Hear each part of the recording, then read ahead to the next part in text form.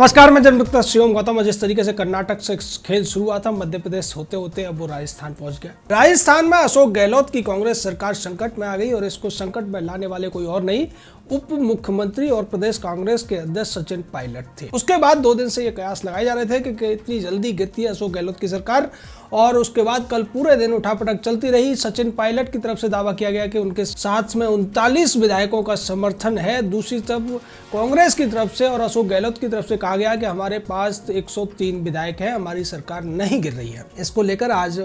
पुराने जादूगर अशोक गहलोत ने एक मीटिंग बुलाई और उस मीटिंग में यह दावा किया गया कि हमारे पास जितने विधायक हैं वो आएंगे। लेकिन इस जादू के साथ साथ एक चाल चली गई कांग्रेस पार्टी की तरफ से, और चाल ये थी कि उन्होंने ये कहा कि हम व्हिप जारी कर रहे हैं और जो विधायक इस मीटिंग में नहीं पहुंचेंगे उनकी पार्टी की सदस्यता खत्म हो जाएगी। ये वही जादू है जिसकी वजह से अशोक गहलोत की मीटिंग जो 9:30 बजे शुरू होने वाली थी, फिर 10:30 बजे का टाइम हुआ, फिर 12:30 बजे का टाइम हुआ, फिर 1:30 बजे का टाइम हुआ, और उसके बाद होते होते अब ये किसी तरीके से 1:30 बजे शुरू हुई। मीडिया को भी अंदर जाने की इजाज़त दी गई। लेकिन यहाँ समझने वाली बात यह है कि जो व्हिप का डर दिखाया गया था उसकी वजह से बहुत से ऐसे विधायक जो इस मीटिंग से अलग थे, सचिन पायलट के साथ थे, लेकिन व्हिप के डर से इस मीटिंग में पहुंच गए और उन्हीं को लेकर अशोक गहलोत की तरफ से दावा कर दिया गया कि उनके साथ समर्थन है। लेकिन जब उनकी गिनती हुई, मीडिया वालों ने जब उनकी गिनती की, तो ये गिनती केवल 93 तक पहुंचती हुई दिखी। यानी कि निर्दलियों के 10 विधायकों को मिलाकर, 5 बसपा के विधायकों को मिलाकर भी ये गिनती 100 का आंकड़ा नहीं छू पाई। जबकि अशोक गहलोत की जो सरकार थी वो 125 विधायकों के समर्थन से चल रही थी। अब अगर इसमें देखा जाए 200 सदस्यों की विधानसभा में 125 में से आज जो स्थिति है अशोक गहलोत की, व्हिप का डर दिखाने के बावजूद भी उनके पास 32 विधायक अभी भी कम है। और इसमें भी सचिन पायलट स्पष्ट तौर पर कह चुके हैं कि जो दावा किया गया है अशोक गहलोत की तरफ से वो सही नहीं है। मेरे साथ 30 विधायक हैं अभी भी, और उसके अलावा निर्दलीय विधायकों का मुझे समर्थन हासिल है। निर्दलीय जब तक सरकार रहेगी तब तक अशोक गहलोत के साथ दिखाई देंगे, और जैसे ही सरकार गिरेगी वो अलग हो जाएंगे। वैसी स्थिति में सचिन पायलट ने आज सुबह कहा भी कि जिस तरीके से व्हिप का एक झूठा डर दिखाने की कोशिश की गई है, व्हिप का कोई मतलब नहीं है। व्हिप का मतलब तब होता है जब सदन चल रहा होता है और सदन के अंदर अगर कोई सदस्य पार्टी का व्हिप जारी होने के बाद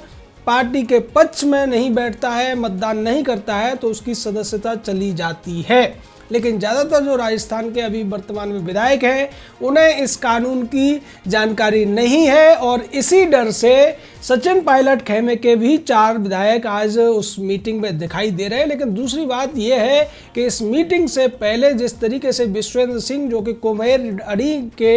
विधायक हैं और सचिन पायलट खेमे से मंत्री है, पर्यटन मंत्री, उन्होंने स्पष्ट कर दिया है कि वो सचिन पायलट के साथ में है। पहले उन्होंने कहा था कि मैं मथुरा जा रहा हूँ बिहारी जी के दर्शन करने के लिए, लेकिन वास्तव में वो मथुरा से फिर दिल्ली आ गए और सचिन पायलट के साथ अपनी मजबूती उन्होंने दिखा दी है। अंदर खाने जो खबरें आ रही हैं उसके तहत कांग्रेस के 18 विधायक अभी भी दिल्ली में बैठे हुए हैं सचिन पायलट के साथ में। उनमें से कुछ विधायक जो उनके साथ आए थे वो व्हिप के डर से इस मीटिंग में चले गए हैं, केवल ये दिखाने के लिए कि वो अभी अशोक गहलोत के साथ हैं, और जब सदन की बात आएगी तो निश्चित तौर पर वो सचिन पायलट के पक्ष में ही आएंगे। क्योंकि इसमें एक और बड़ा नाम है जो सचिन पायलट खेमे से मंत्री हैं, प्रताप सिंह खचरियावास, वो इस मीटिंग में दिखाई दे रहे हैं। लेकिन अशोक गहलोत की मजबूरी को आप समझ सकते हैं कि आज जो इन्होंने एक तरीके से शक्ति प्रदर्शन या जो बाड़ाबंदी करके विधायकों को दिखाने की कोशिश की है, उसमें पहली पंक्ति में अपनी पार्टी के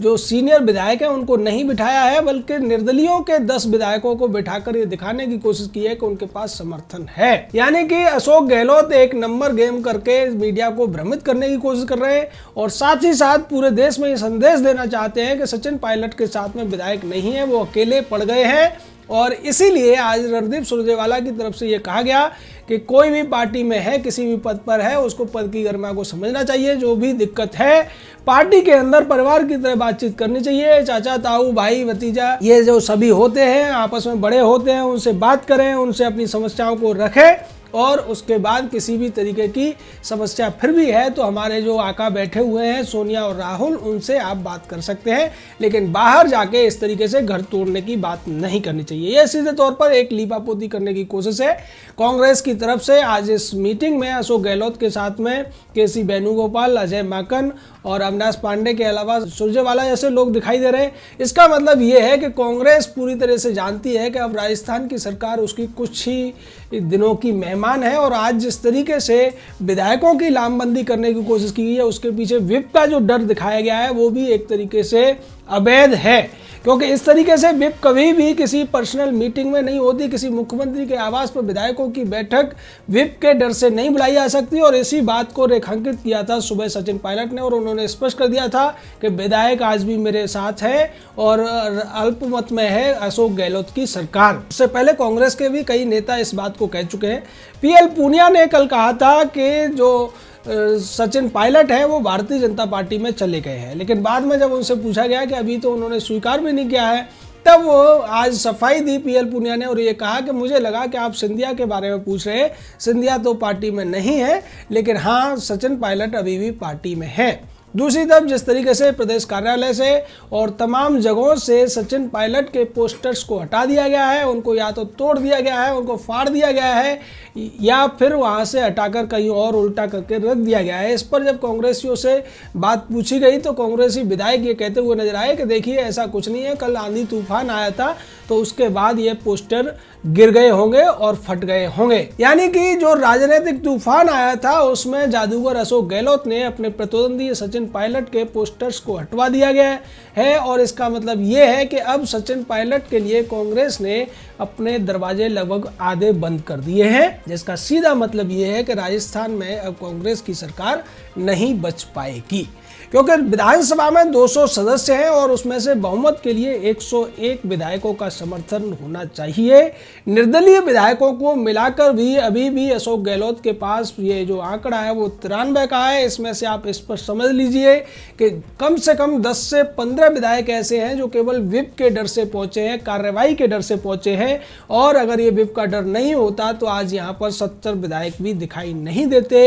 ये अंदेशा अशोक गहलोत को भी था, और इसीलिए इस पुराने जादूगर ने एक काला जादू दिखाने की कोशिश आज की, और उस काला जादू में काम आया व्हिप का डर। वही दूसरी तरफ अशोक गहलोत से जुड़े हुए तमाम ऐसे नेताओं के ऊपर आज फिर से छापेमारी हो रही है। आईटी की रेड पड़ रही है, ईडी की रेड पड़ रही है। सुनील कोठारी नाम का जो राजीव अरोड़ा का जो दोस्त है, जो कि राजीव अरोड़ा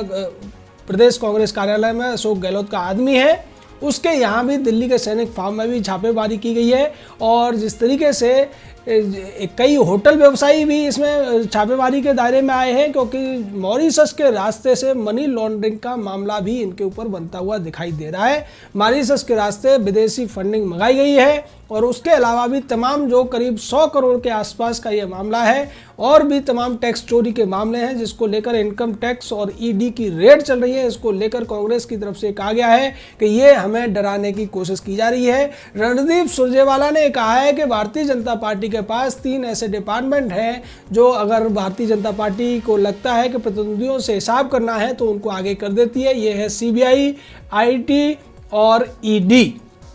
यानी कि जो रेड चल रहे हैं, जो टैक्स चोरी के मामले हैं, जो मनी लॉन्ड्रिंग के मामले हैं, उनको लेकर जो रेड पड़ रही है उसका सीधा संबंध जोड़ने की कोशिश रणदीप सुरजेवाला ने की है। और इसकी वजह यह है कि अब कांग्रेस को ये लगता है कि उसका जो किला था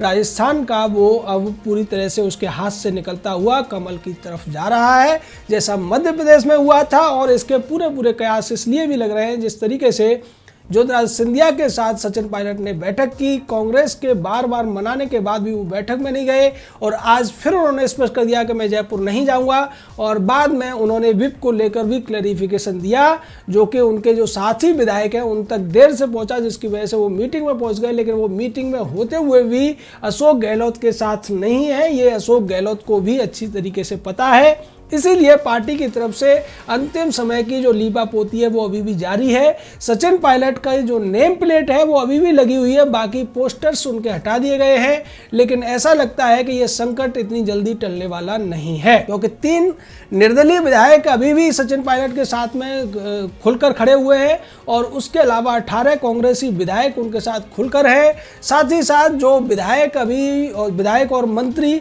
अशोक गहलोत के साथ नजर आ रहे हैं, वो जब फ्लोर पर टेस्ट होगा या फिर खुलकर सचिन पायलट ऐलान कर देंगे पार्टी से अलग होने का, तब वो खुलकर सामने आ जाएंगे। और इसके पीछे एक कारण ये भी है कि वो विधायक वहां इसलिए उपस्थित हैं कि वो जानना चाहते हैं कि इस मीटिंग में क्या हो रहा है, सभी का मन लेना चाहते हैं और ये सारा का सारा खेल उठापटक का चल रहा है। एक दूसरे के ऊपर जिस तरीके से सियासी दाव चले जा रहे हैं, शतरंज की चालें चली जा रही है। हालांकि इसकी सुगबुगाहट तो तभी पता चल गई थी जब सचिन पायलट के खेमे के व्यक्ति को कांग्रेस पार्टी ने राज्यसभा का टिकट नहीं दिया था। नीरज डांगी, जो कि पहले विधायक का और सांसद का चुनाव हार चुका है, अशोक गहलोत का आदमी है, उसको टिकट दे दिया गया था, लेकिन उसके बाद किसी तरीके से सचिन पायलट को चुप रहने के लिए कह दिया गया और वो मान भी गए थे। लेकिन बाद में जब उन्हें लगा कि अब वो जो पानी है वो सर से ऊपर चला गया है, जिस तरीके से एसओजी की कार्रवाई में उनके खिलाफ नोटिस भेजा गया, उनके साथी जो विधायक थे, मंत्री थे, उनको नोटिस भेजा गया और उनके पक्ष के जो भी लोग हैं उनको फंसाने की कोशिश की गई।